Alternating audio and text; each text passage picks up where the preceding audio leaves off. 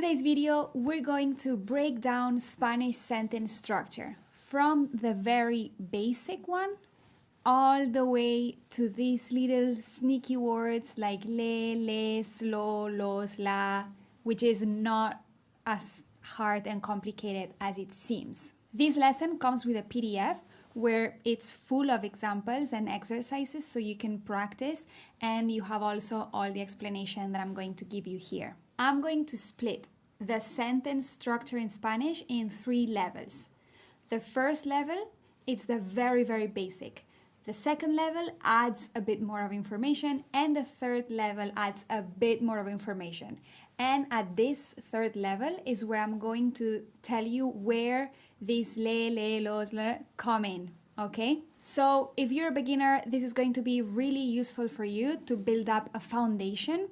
But if you just want to polish your grammar, this can also be really useful for you. Let's start with the level 1. In a really basic sentence structure, we need at least 2 things. We need an object, someone or something who does an action, and an action or a thing that's happening to this subject. Let's see. For example, if we see this, el gato, the cat. Is that a sentence? No, it's not a full sentence because it needs something else. This is just a subject. This is just who we're going to talk about. If we have this word, ronronea, which you might not know what it means, which means to purr. If we see it like this, if we say ronronea, then it's not a full sentence. If I out of nowhere come and say ronronea, that doesn't mean anything, okay? By the way, this is a really good word to practice your R's. Ronronea, ronronea. Now, if we put them both together, el gato ronronea, then we have a sentence. This is our very basic sentence structure. Now, what if we want to say something else? Because this is really simple, and sometimes it's enough, but sometimes we need to say more things. We need to give more details. So, we have this sentence. El gato come atún. The cat eats tuna. Atún. This is called complemento directo. In English, direct object. This is directly affected by the action of the subject. So atún, tuna, is what it's directly affected by the eating. Eats tuna. It also answers to the question what. So what does he eat? Tuna. ¿Qué come atún? Come atún. There are some verbs like el gato come that you can either say el gato come and that's a full sentence, or you can say el gato come atún and that's giving more information. But then we have other verbs that always need a complemento directo. For example, perseguir. Perseguir is to chase, and if we say el gato persigue, we're like, what? ¿Qué? ¿Qué persigue? We need un complemento directo. ¿Qué persigue? Al ratón. Al ratón is the complemento directo. There are really common verbs that need this complemento directo. For example, yo digo muchas cosas. The verb decir, to say. You have to say something. You cannot just say. I say, yo digo. That doesn't work. You need un complemento directo. ¿Qué dices? Muchas cosas. Yo digo muchas cosas. Explicar, for example. You need to explain something. You cannot just explain. I explain. Yo explico. No, we need something else. Yo explico la estructura de las frases. The structure of the sentences. La estructura de las frases is what I explain. That's the complemento directo. Okay, let's see another example. El gato trajo un ratón. The cat brought a mouse. El gato trajo un ratón. ¿Qué trajo? Un ratón. Un ratón es el complemento directo. Traer, to bring, it's one of the other verbs that need this complemento directo. Because you cannot just traer. You need to traer something. You need to bring something. El gato trajo un ratón. ¿Qué trajo? Un ratón. Okay? This is the level 2. Now we're going to go to the level 3. But before going to the level 3, I want to give a shout out to FluentU for again sponsoring this video. As I always say, one thing is to learn the structure and the reasoning behind grammar and the reasoning behind we say things. But it's also really important to go on a treasure hunt, to go and listen to real content and pay attention to see in action, to see everything in action. So I recommend to being exposed to as much content as you can. And one way of doing that is using apps if you like them. And one app that you can use is FluentU. Here's what I recommend here. I'm going to do it with you. So we go into FluentU, into the app, and we're gonna search and we're gonna add like les, for example, les. And then you click les, and it gives you examples. First, you see like, no les creas. No les creas. You can hear it. No les creas. Don't believe them. You can listen to it slowly. No les creas. No les creas. Repeat as many times as you can. And then you have real life videos. So we can click on one. Les recuerdo que mi tono es el 04 San. You can click as well here to the loop. Hubieran sabido lo que les iba a pasar, lo habrían evitado. Hubieran sabido lo que les iba a pasar, lo habrían evitado. You go to the next one. Y les quiero contar de mi animal favorito, Máximo. Y les quiero contar de mi animal favorito. Let's save it. We can save les. Les. We can add to, and I made here a list called les le to save all these words. So les le. I'll click here, I save it, done. And then when I want to go and review it, I have it here. I have les. So it's going to give me a lot of examples to use les. And let's continue. Y les ponemos. This one is a good one. Les ponemos las pepitas. We put the bits. Okay. Then another thing you can do is just explore. Go through everything. Go through the videos, humor or humor, food. I like the ones about food because usually you see what they do.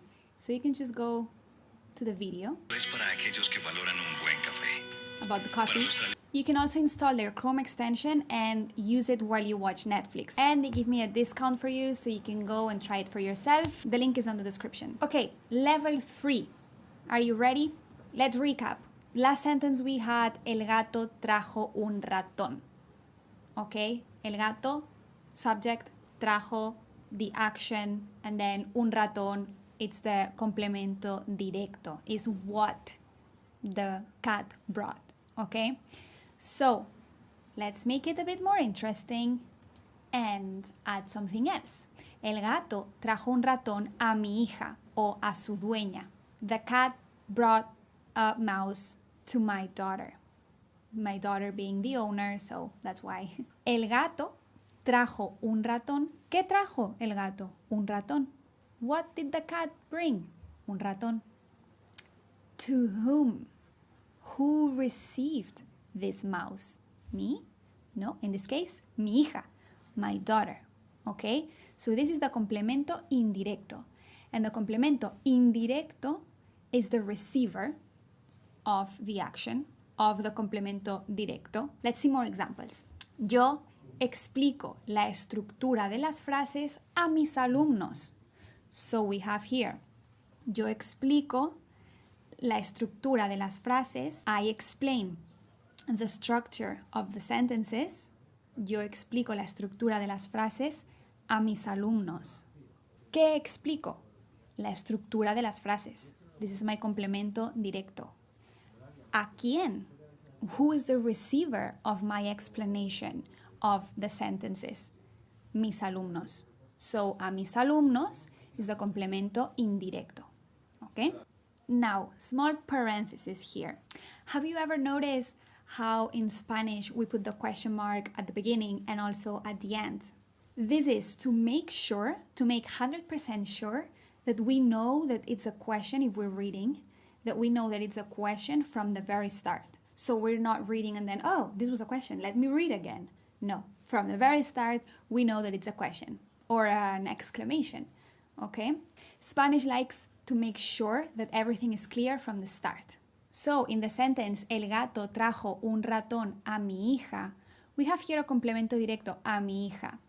We want to make sure that we know that there's a receiver of the action, in this case, mi hija, from the very start. So in this sentence, el gato trajo un ratón a mi hija, the sentence is correct.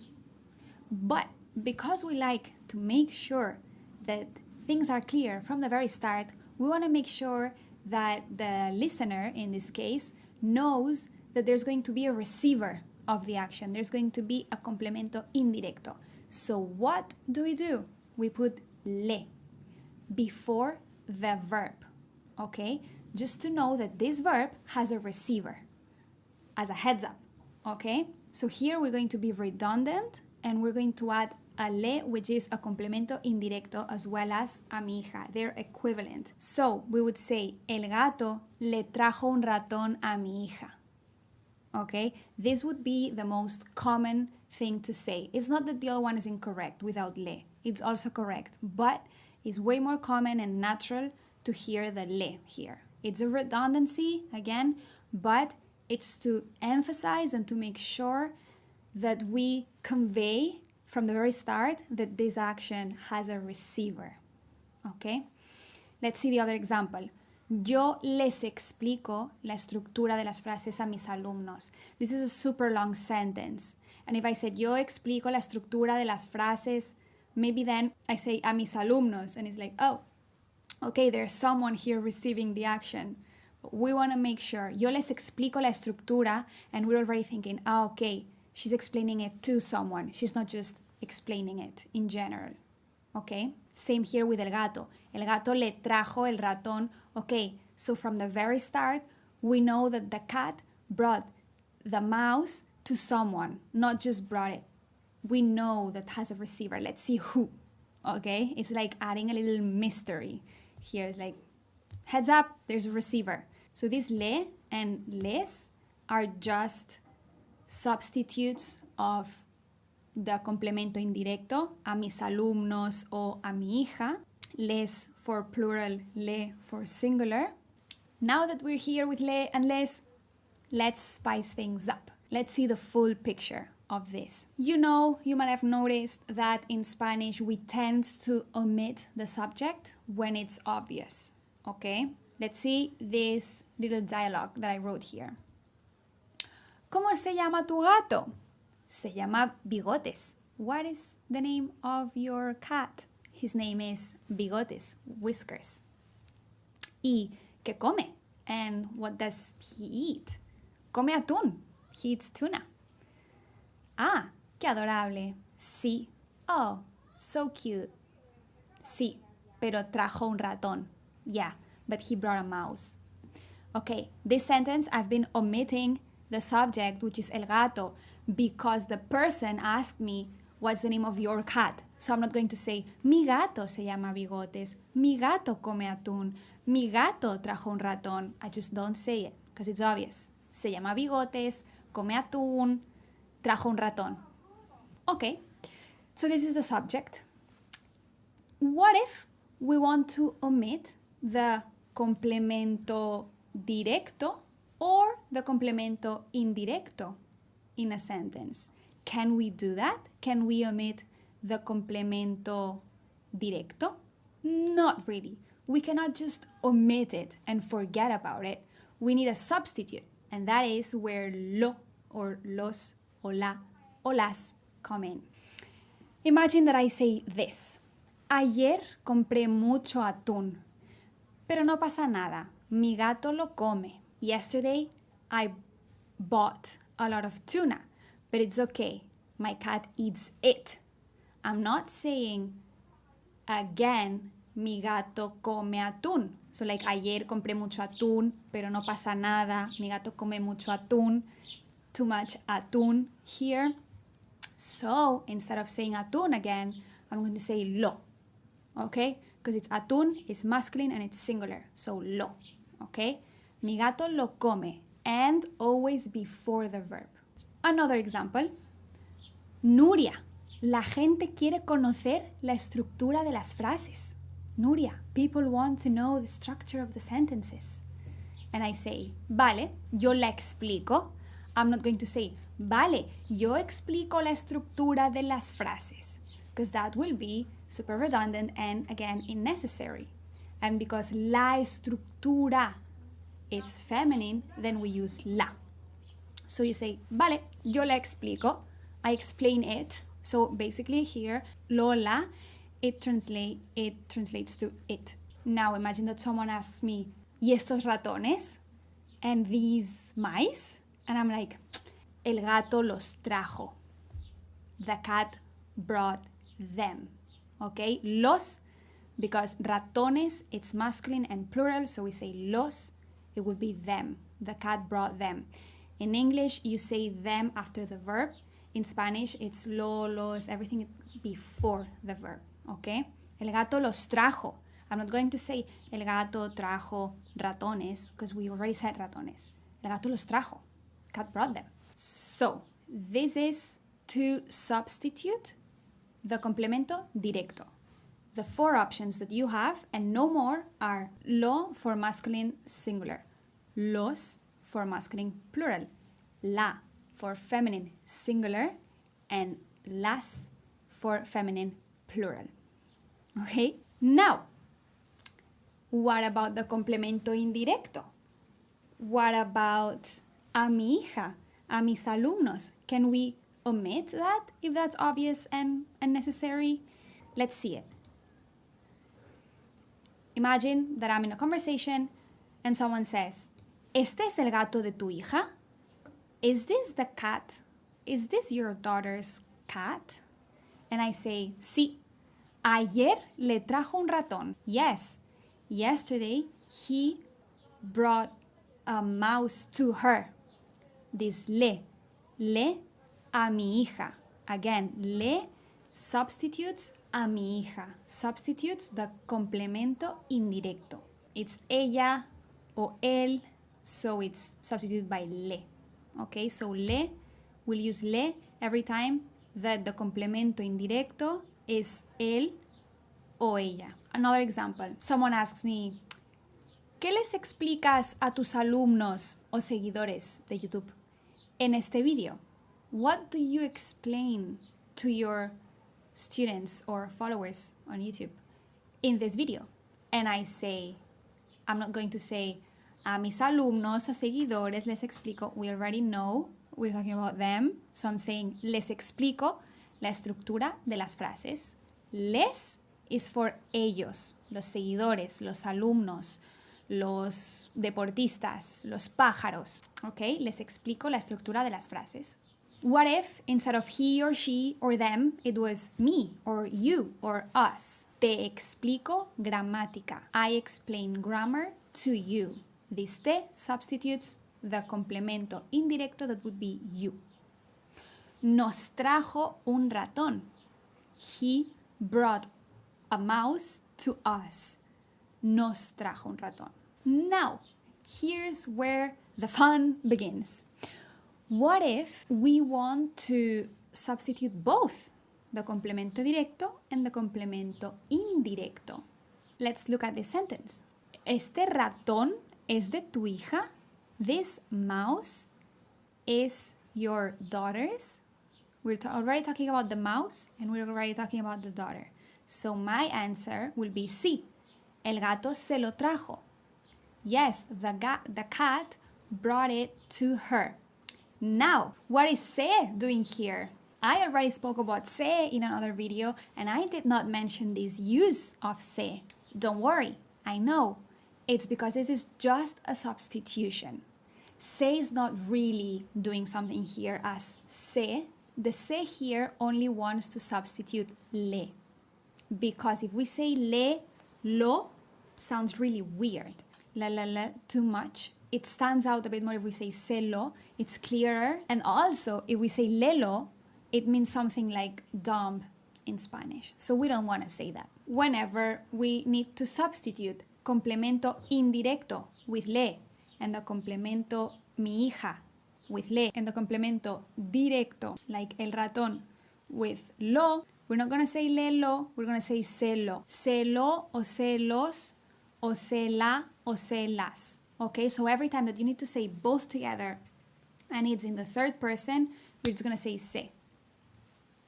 Okay, but if instead of a third person, it's me or you or us, the complemento indirecto, the receiver of the action, then we say, if it's to us, nos lo trajo.